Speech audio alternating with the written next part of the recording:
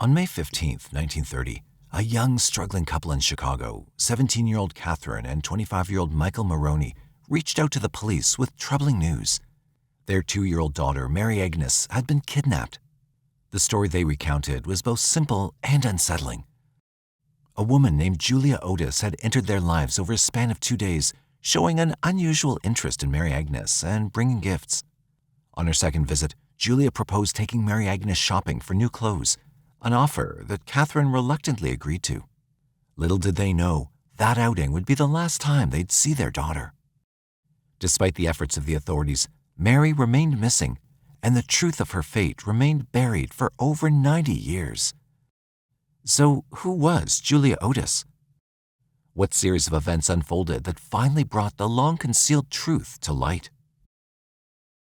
Hi, and welcome back to Mysterious 7 Friends. Today we're looking at the case of Mary Agnes Moroney. But first, if you still haven't subscribed to our channel, please consider hitting the subscribe button and the bell icon below. So without any further ado, let's dive right into this mystery. Chicago, a major metropolis in Cook County, Illinois, is located on the southwestern shore of Lake Michigan.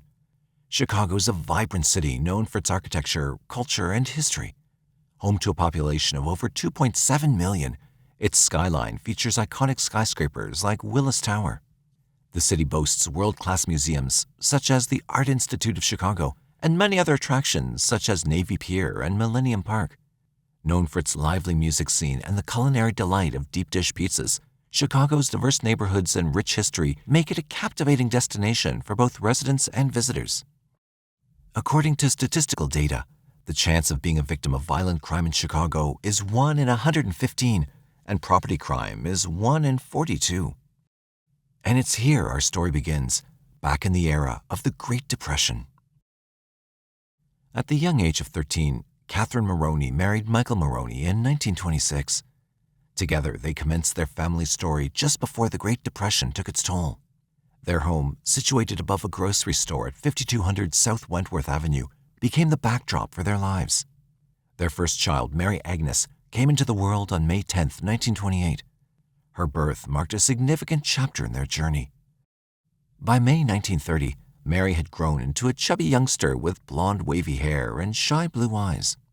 At the time, the Moroney family had also experienced the joy of welcoming another addition, a baby girl named Anastasia. Catherine was also carrying their third child. Amidst these developments, the Moroney family found themselves grappling with poverty. Michael's meager income of $15 per week that came from distributing handbills was insufficient to support his growing family. To ease their financial struggles, a concerned relative of Catherine took action. They placed an advertisement in the social service column of a local newspaper, seeking financial support for the family. This step wasn't uncommon, considering the country's entry into the Great Depression. Newspapers featured dedicated sections for individuals and families in need of assistance, and social workers and volunteers would often step in to aid those who would place such advertisements.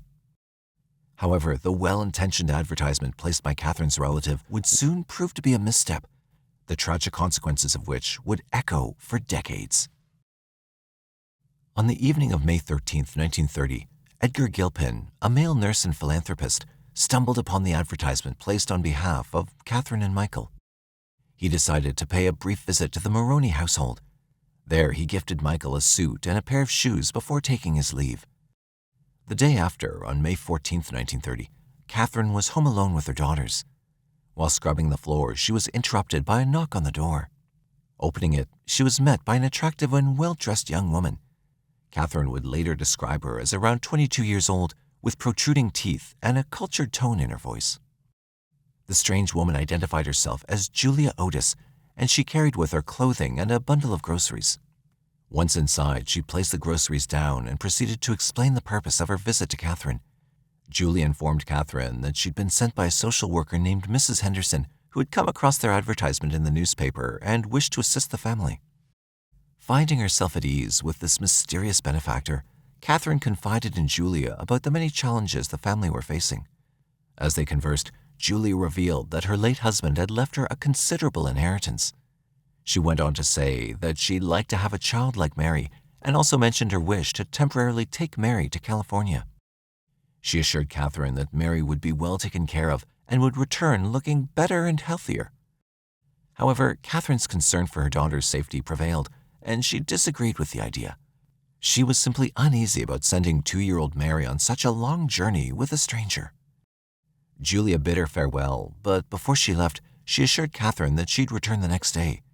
She promised to bring clothes for the children, along with supplies for Catherine's impending baby and additional provisions for the household. As a parting gesture, Julia handed Catherine $2. As promised, Julia returned to the Moroney home the following day, which was May 15, 1930. She brought with her groceries and an assortment of baby clothes. Not stopping at that, she revealed that she'd managed to secure a better job opportunity for Catherine's husband, Michael. Adding to her generosity, Julia proposed taking Mary to a nearby store to purchase clothes and shoes for her. Though hesitant, Catherine eventually agreed, as she was grateful for all the assistance and supplies Julia had provided. When recalling the event later, Catherine would note that Mary had cried and resisted going with Julia, yet the young child was led away against her wishes. Thus, Julia strolled down the street with Mary by her side until they vanished from sight. As time passed without any sign of Mary or Julia's return, both Catherine and Michael grew increasingly anxious. They soon turned to the police and embarked on a search for their daughter. Despite their efforts, their attempts to locate Mary that day yielded no results. The following day, May 16, 1930, brought an unexpected development. A letter arrived for the Moroney family. The method by which the letter was delivered remained uncertain, but it was reportedly written by none other than Julia. The letter contained reassurances and explanations from Julia. She explained that she'd taken Mary to California and made arrangements for the child's specialized care by hiring a nurse. Julia indicated her intention to return with Mary after 2 months. The letter also mentioned Mary's contentment, stating that she was dressed elegantly and was eating well. Julia offered her commitment to support the Moroneys and urged them not to worry about Mary's well-being. The letter was signed off with the name Julia Otis. As both Michael and Catherine read this letter feeling increasingly confused and worried, they had no idea that it would be the last communication they received from Julia. Following this, the police initiated a thorough search of Chicago's railway stations. They hoped to uncover any sign that could hint at Mary's potential journey by train. Simultaneously, Catherine took action by securing a warrant from a judge, formally accusing Julia of kidnapping Mary. But no major leads were found despite all these efforts. 2 weeks following the kidnapping, the Moroney family were once again confronted with an unexpected letter. Its contents left them stunned and gripped by fear for their daughter's safety. The letter bore the signature of a woman who identified herself as Alice Henderson. Within its lines, Alice delivered a warning to the Moroneys. She revealed that Julia Otis was her cousin. The letter shattered any hopes of Mary's return, as Alice conveyed that Julia had no intention of giving their daughter back. According to Alice's account, Julia had faced significant personal tragedies, with the loss of both her infant child and husband the year before. This profound grief, coupled with desperation for joy and companionship, had driven Julia to take Mary from the Moroneys.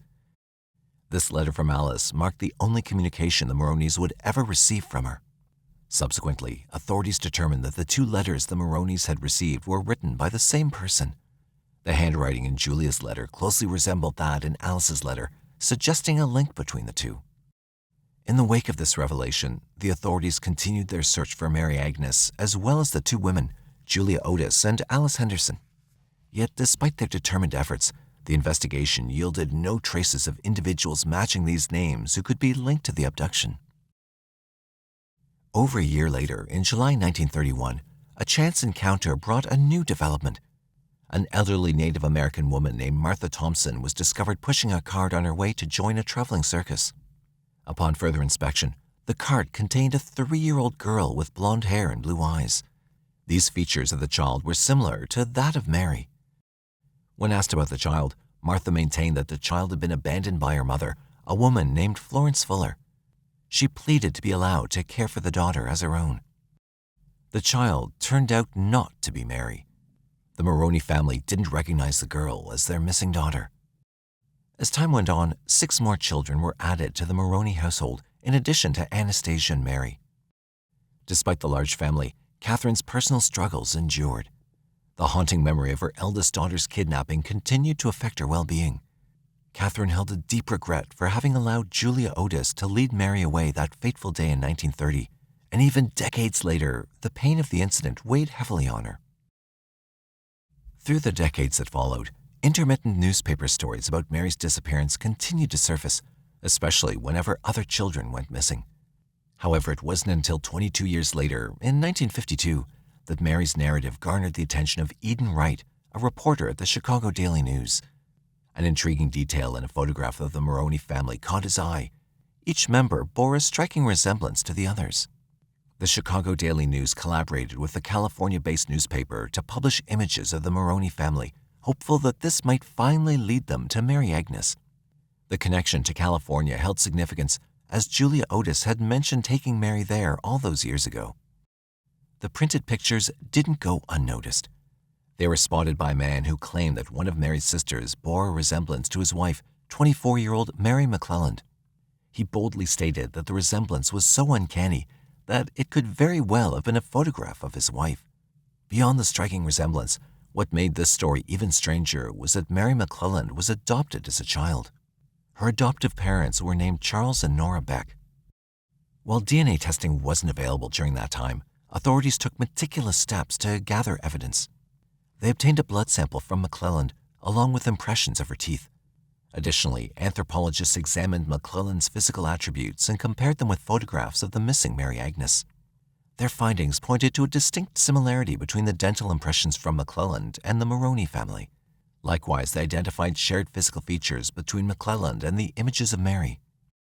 To further bolster the case, a fingerprint expert compared McClelland's fingerprints to those of the Moroney family. This analysis indicated a potential familial link. Concurrently, doctors analyzed the blood samples and arrived at a similar conclusion. Although these efforts collectively painted a compelling picture, none of the tests yielded conclusive evidence that McClelland was indeed the missing girl. Yet amid it all, some facts implied that McClelland was unlikely to be Mary Agnes. There were distinct indications that set them apart. One such piece of evidence was the medical history. Mary had undergone surgery for a ruptured navel before her kidnapping, resulting in a discernible scar. However, McClelland bore no such scar, which Mary would likely have still carried into adulthood. Another distinguishing factor was a strawberry birthmark that had been on Mary's cheek. This mark was entirely absent on McClelland. Adding weight to the disparity, an aging physician named Dr. E.W. Marathu stepped forward, affirming that he delivered McClelland to an undisclosed mother on November 17, 1927. Remarkably, McClelland's mother had even provided a photograph of her daughter, dated 1928. This predated Mary's kidnapping by 2 years. It was conclusive evidence that McClelland had been adopted well before the tragic incident. Despite the discrepancies, Mary McClelland embarked on a journey from California to Chicago to meet the Moroney family. She formed a close bond with the Moroneys. Don Moroney, a nephew of Mary, recalled shared experiences like a visit to the Museum of Science and Industry, which they'd embarked on together. "Never once did she say she was my aunt," he said. Mary's parents held on to the fragile hope of being reunited with their daughter until the very end. Her father, Michael Moroney, passed away in 1957 at the age of 55. His last words on his deathbed were, "They never found my baby girl." Mary's mother, Catherine, followed in 1962 at age 49. Catherine's heartache persisted until her passing. Her sorrow over her missing daughter remained a constant shadow in her life. Mary McClelland, who'd bonded with the Moroney family in her own way, died in 2005 at the age of 77. Subsequently, in 2008, a DNA test finally confirmed that McClelland was not Mary Agnes. So answers about Mary's whereabouts continued to elude the Moroney family. Things on the investigative front grew silent and stalled until the case of Mary's disappearance fell into the lap of Cook County Detective Jose Rodriguez. On June 10, 2022, 92 years after Mary's kidnapping, Rodriguez assumed the responsibility of investigating her disappearance. This renewed pursuit signified a new chapter in the quest for answers. It also demonstrated the commitment to resolving the decades-old mystery. "This was a mystery that I, personally, just had to figure out to solve for myself," Rodriguez said. The investigation kicked off by tracing the original police reports. Rodriguez then worked on finding members of Mary's family. A breakthrough arrived when he stumbled upon an online forum where an individual identified themselves as a Moroney. Following this, he initiated contact. He soon found out that some Moroney family members had used DNA testing services like Ancestry and 23andMe. Building on this, he found another family member who consented to provide their DNA for examination. Rodriguez then sifted through the DNA results, looking for an unfamiliar person related to the Moroneys. That was when he discovered Lori Hart, who turned out to be a second or third cousin. Lori was the granddaughter of a woman named Jeanette Burchard. Rodriguez began to suspect that Jeanette might be the missing Mary. Without wasting time, Rodriguez contacted Lori, who connected him with her aunt named Terry Arnold, one of Jeanette's daughters. Rodriguez shared his suspicion with Terry that her mother Jeanette could be Mary Agnes. Terry was initially skeptical, but agreed to undertake a commercial DNA test to challenge the theory. Terry's reasoning stemmed from her belief that her maternal grandmother's lineage had Polish origins, so she expected the DNA results to reflect Polish heritage. However, she was wrong. The DNA results came in on October 28, 2022, revealing a twist that defied expectations. Contrary to Terry's assumption, the test revealed that Terry's genetic makeup was primarily Irish. Interestingly, the Moroney family also had Irish roots. The DNA test also revealed a genetic link between Terry and members of Don Moroney's family, hinting at a cousin relationship. This revelation cast Terry into the midst of an historical Chicago cold case, weaving her into a complex web of connections and family ties.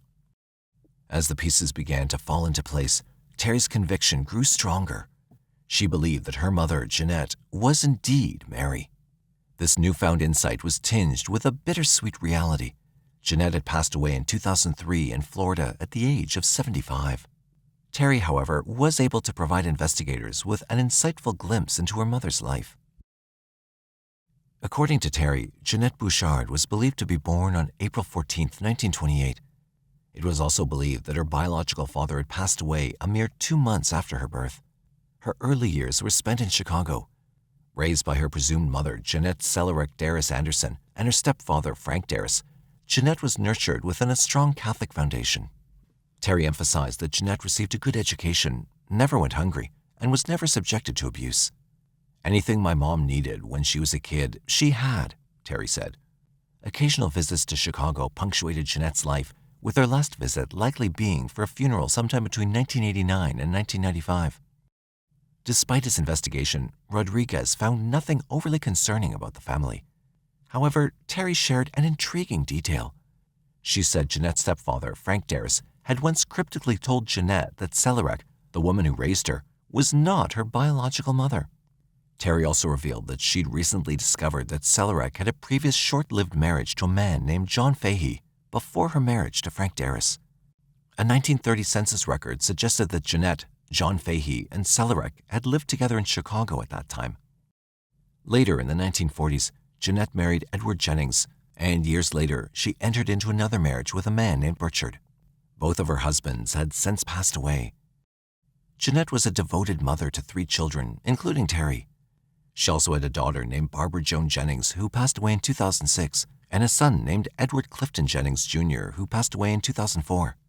She loved us completely, Terry fondly recalled. With a career spanning over 50 years, Jeanette dedicated herself to nursing. Her love extended beyond her children to her pets. She cherished her dogs and cats. Terry shared that Jeanette would have her pets cremated upon their passing, and even after her own death, she was laid to rest with their remains.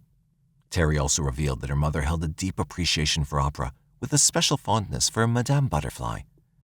Jeanette's multifaceted life story painted a picture of resilience, love, and an abiding passion for the things that truly mattered to her. In light of all these discoveries, the Cook County Sheriff's Office openly acknowledged its inability to take the necessary measures for confirming Jeanette's identity as Mary Agnes. Detective Rodriguez explained that such a course of action would potentially involve exhuming the bodies of both Jeanette and Mary's mother, Catherine Moroney. However, Terry was firmly opposed to exhuming her mother's remains. In spite of this, both Terry and the Moroneys remained resolute in their belief that Jeanette was indeed the missing Mary Agnes. Terry and the Moroneys have engaged in several phone conversations since the revelation. Both parties expressed their delight in getting to know one another. Terry shared photographs of her mother with her newfound cousins. She believes her mother would have been happy to be part of a bigger family. Nevertheless, a lingering question persists. The path that led Jeanette from the Moroney family to those who raised her remains unclear. Terry mentioned that she'd never come across the name Julia Otis before, and that she lacked knowledge about the circumstances that led her mother Jeanette to be raised by her grandmother, Selerick. Terry confessed harboring a sense of resentment towards her grandmother due to the possibility that she may have played a role in the events surrounding Mary's disappearance years ago. However, upon reflection, her perspective shifted as friends and family emphasized that the twists of fate ultimately led her to having her mother. Regardless of the uncertainties, Terry stressed, the Moroney family can rest assured that Jeanette was genuinely and deeply loved. The Moroney family also achieved a sense of closure. One of our hopes was that, after Mary was taken, she'd find happiness and be well cared for. And she was, Don Moroney said. As we come to the end of this intriguing story, we're left with a mix of emotions and questions. The lives of the Moroney family, Terry Arnold and Jeanette Burchard, have shown us how life's paths can take unexpected turns, shaping our stories in unique ways. But what do you think happened to Mary Agnes immediately after she was kidnapped by Julia Otis? And who exactly was Julia Otis, the woman who changed the course of the Moroney family's life? Please share your thoughts in the comment section below. And don't forget to like and share the video with other true crime enthusiasts. For more such intriguing videos, do subscribe to our channel.